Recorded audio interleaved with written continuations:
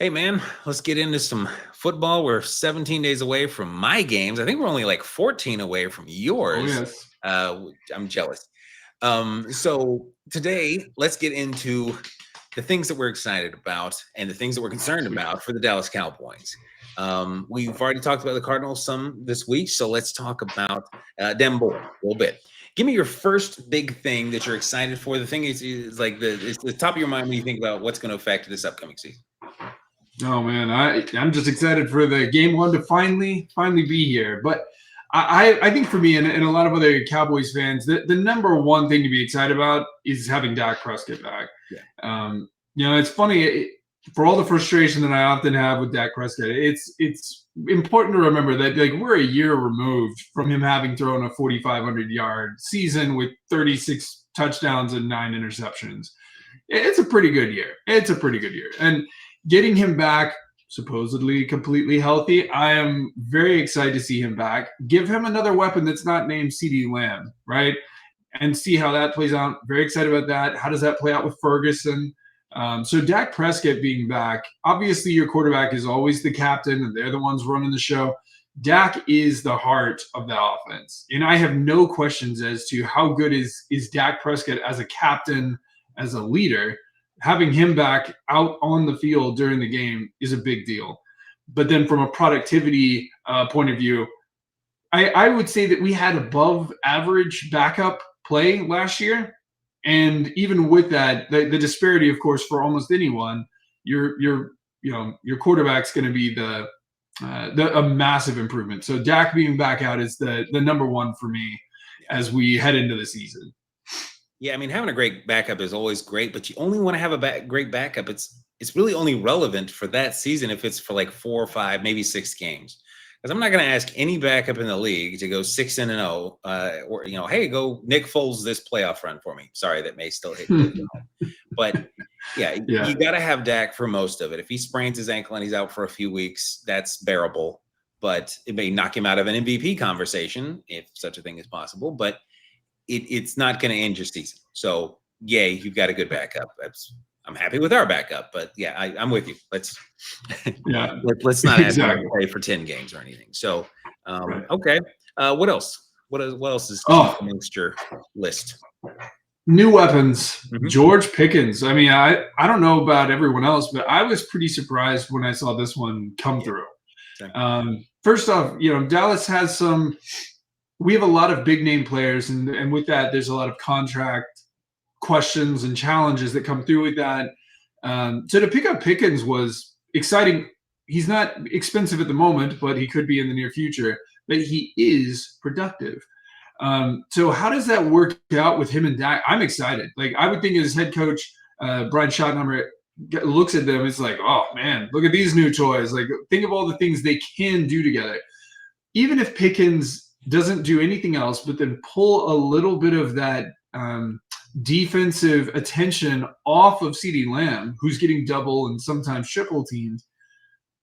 I think if all he does is that'd be a huge value to us. But I think he is going to functionally spread the field and be a true 2 for us that can give us a lot of options on offense. So I'm very excited to see what he does and how he kind of pushes, hopefully, the offense on the passing side to a different level. Yeah, I mean, that should be good. I think he's a great complementary player. We've talked about some other things that maybe we thought, maybe they'll do this in the offseason too, but I have no criticism for the addition of Pickens at this point. And if he, not to get into the concerns, but even if he does prove to be kind of a pain in the neck, okay, well, he's here for 1 year and that's it. So it's a lot of carrot and not really tons of stick, it feels like. So that's good. And I feel like the better your 2 is, the more your 3s can shine. And he's what, if he averaged like 900 yards a year or something like that as a 2 with a kind of shaky offense in Pittsburgh. So Dallas can pass the ball. Dak can certainly sling it. It should be really good to see what he does, and then he can open up guys for Kavonte Turpin and such. So we'll see what they can do. That should be good. But that's just on the offensive side of the ball. On the defensive side of the ball, I'm intrigued to see how this all plays out. on that side. Micah Parsons being back, we'll try to ignore for the moment. The obvious situation surrounding him.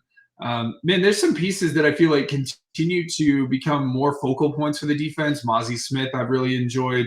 Odigizua is just fun to say, if nothing else. A lot of fun there in the middle. Now, those two need to evolve this year to be a little bit more prevalent on the run stopping portion of the defense. But I do enjoy how they play. We still got a lot of returning corners and Deron Bland and Trayvon Diggs. When they're all healthy and functioning, it's a fun defense to watch and and they're going to need to be healthy because, obviously there's a lot of competition in our division on the offensive side of the ball that we're going to have to deal with. So I'm very excited to see how those pieces all work together. And I would love to see Ezraku come in and play. We got to see him a little bit in preseason, but I'm not 100% sure how they envision him working into rotation on the defense. But I'm very excited for the guy. So hopefully we get to see him some too, and he can become a contributor quickly in what I think is a pretty well-established defense already. Yeah, there's that route where he becomes a contributor very quickly. That is not to jump again into the concerns too quickly, but if he goes away, how's he going to be just jumping in here? And then this is almost a secondary concern is what if we make this video and then they immediately, as they've done several times, are like, hey, it happened like 20 minutes later. I know. At cursive videos anyway, but yeah, I get that. No, I am actually excited. Y'all had some injuries last year at some key times. It seems like Micah was fighting things off at the same time that Dak was healthy, and then Dak got hurt. Micah got back, and you just didn't have a great defense and offense at the same time for much of the season. It didn't feel like so. Right. We couldn't get everything going at the same. Yeah. People are ready to see that come back. Well, Cowboys fans are ready for that to come back. I think everyone else is kind of dreading it. So, so yeah, we'll see. But are there any other things that are really intriguing you on the positives for this year, the exciting things, or do you want to get into some of the potential concerns? I think the other thing to mention is I am excited. Obviously McCarthy's moved on, and Schottenheimer has been with the Cowboys. So in a way, it feels like maybe he's a known.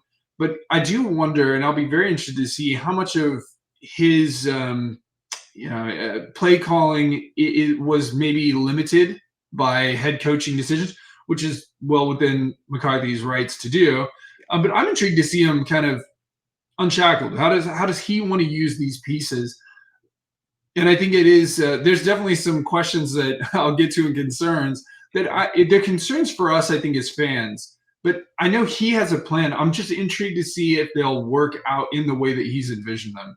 He's been given some new good things, and I'm sure he was involved in the choice to go get Pickens. So I'm excited to see how he plans on using him and how the offense might shift a little bit in regards to that. I think he's a really good person to potentially be, for Dak's longevity as a quarterback. I think he's a really good person to be there. Because I don't think he's a big fan, and I don't think he has a history much of being a big proponent of hero ball quarterback play. So I'm a big fan of that. So hopefully that'll all work out. But I'm excited to see how he captains the ship going forward. Yeah, I mean that'll be anytime as a head coaching change. That's of course pivotal. Maybe slightly more than the quarterback, but theoretically a lot more. That's a good point. So we'll see. I will say we talked about it kind of earlier. Was that when he was the offensive coordinator, not the head coach, but the offensive coordinator for the Seahawks back in 18 through 20. Russell Wilson, those were some of his best years. People were talking about him being in the MVP conversation. And one of the things he had was a really great deep threat, which Pickens qualifies as, and CeeDee Lamb can certainly pull off. So we'll see with the combination of the NFL having changed between then and now, how much of that can carry over. And I think I like Russ's moonball a little bit more than Dak's, and it pains me to say that, but it is what it is. But it's true. It is true, yes. But so, all right. Well, now tell me about some of the more looming things, the ominous possibilities. Well, I think the big one that comes up to me is offensive line. And I don't want to make that sound like some dire, oh my gosh, things are broken. I think we've got a lot of the right pieces. I'm a little concerned just because they're already dinged up a little bit. Yeah. Tyler Guyton's got some lingering issues. Tyler Smith has some lingering issues. And I think we're lucky to have them. I think Cooper Beebe may end up being a real steal from when we picked him up.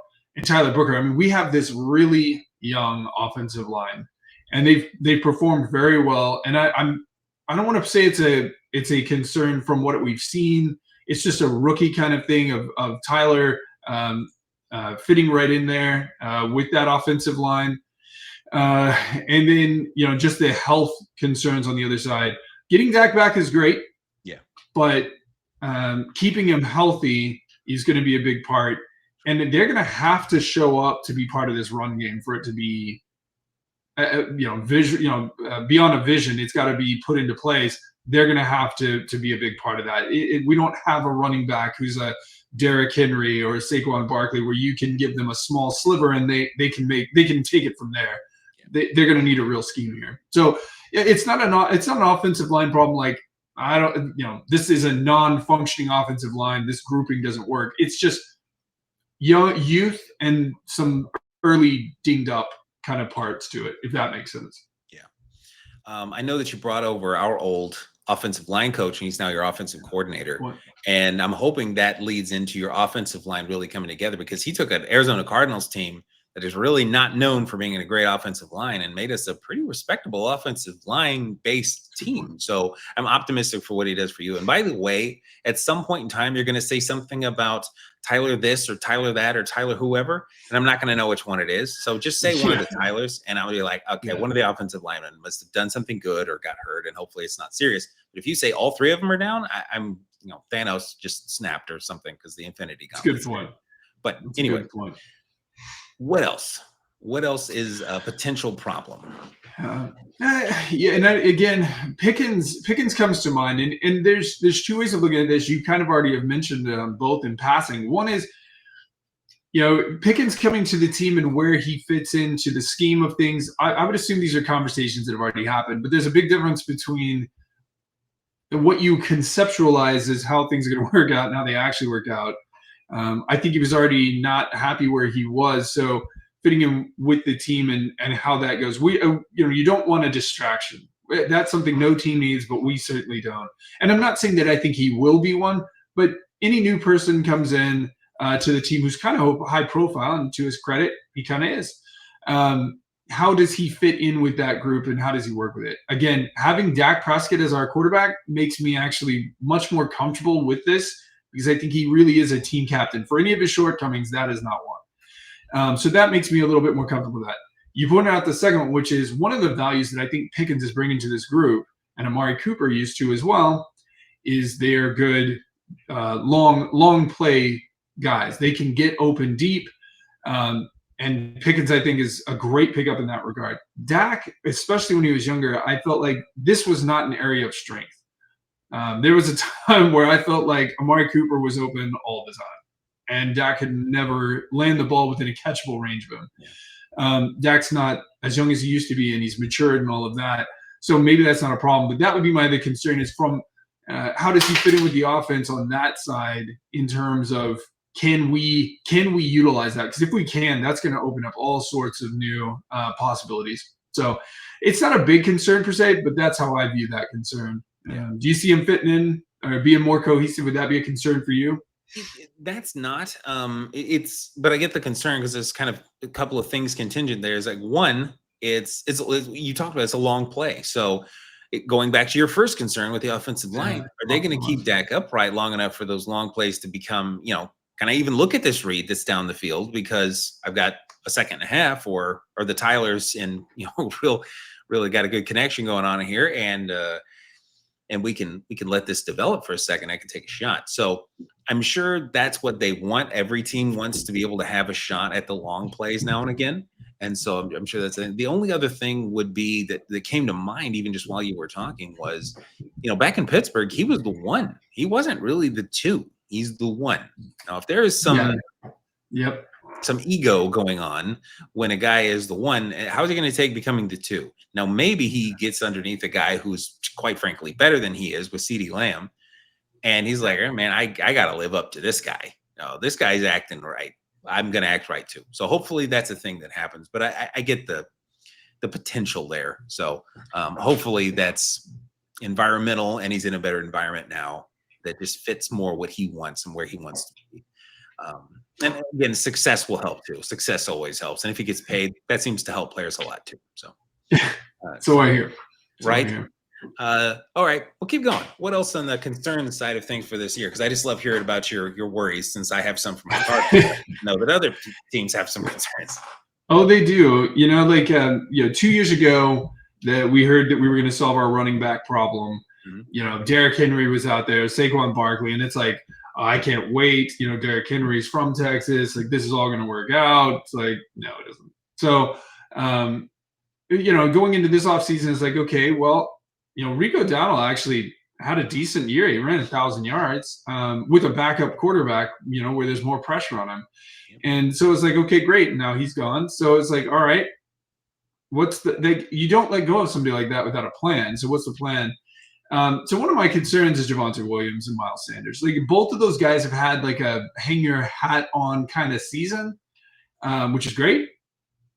And that's pretty much it. So, what are they really capable of? And it's not, I hate them and I don't want them to be there or any of that. It's just, I don't understand the vision yet. Now I'm looking forward to understanding it, because again, Schottenheimer, I think tends to be a run centric offensive coordinator. And so, I would assume that that's a big part of what he's planning going forward. And Lord knows we could use it, because I think most teams need to be a fairly balanced offense. And I think we certainly are in that category. But just learning more about him and seeing what he really has, he's been in the league a few years. What is he able and capable to do? Is he able to block some, right? Because that would be a huge value. Is he any good catching the ball as a check down kind of guy? Like, what are the opportunities here that he is? How good is he just running? And can we provide him a pocket going back to the offensive line? Can we provide him an area to go through, gaps to run through as well? So he's kind of also in there as well. Yeah, I get that. I mean, y'all have to have a running game. I agree with you got to be balanced to really be viable, both offense and defense, and then running and passing. So I think he should be. I liked him in college coming out, and at times in Denver, but his main problem seems to be he just can't seem to stay healthy. So we'll see what he can do moving into this year. Hopefully, again, new environment. I'm sure there are other things that we could talk about all day. I'm excited for this. I'm concerned about this. At some point we'll inevitably get into our thoughts on what's going on with Micah Parsons, assuming he's still a Cowboy in a week. But for today, let's go ahead and wrap this up, and then we'll get back into it again in the near future. So for anyone who's joined us, we really appreciate it. This has been a fun little exercise. We're getting more into our teams going into the 2025 season, and so the Cardinals and the Cowboys will have a bit more throughout the season. But let us know what you think down in the comments. What's the number? What are the big things that you're worried about, or what do you think is we should just focus on this big positive thing, or whatever it is? And lastly, we're trying to get to 100 subscribers by the start of the 2025 NFL season, which is, again, thank the Lord, it's only about 2 weeks away. So yeah, we really appreciate anyone who's willing to click a subscribe or a like, or tell us what you think in the comments, even if it's Eagles fans or maybe even Seahawks fans or whoever. And but let us know. And a big thank you to everyone who's already subscribed. We really appreciate it. And we'll join you all soon, and have a fantastic day.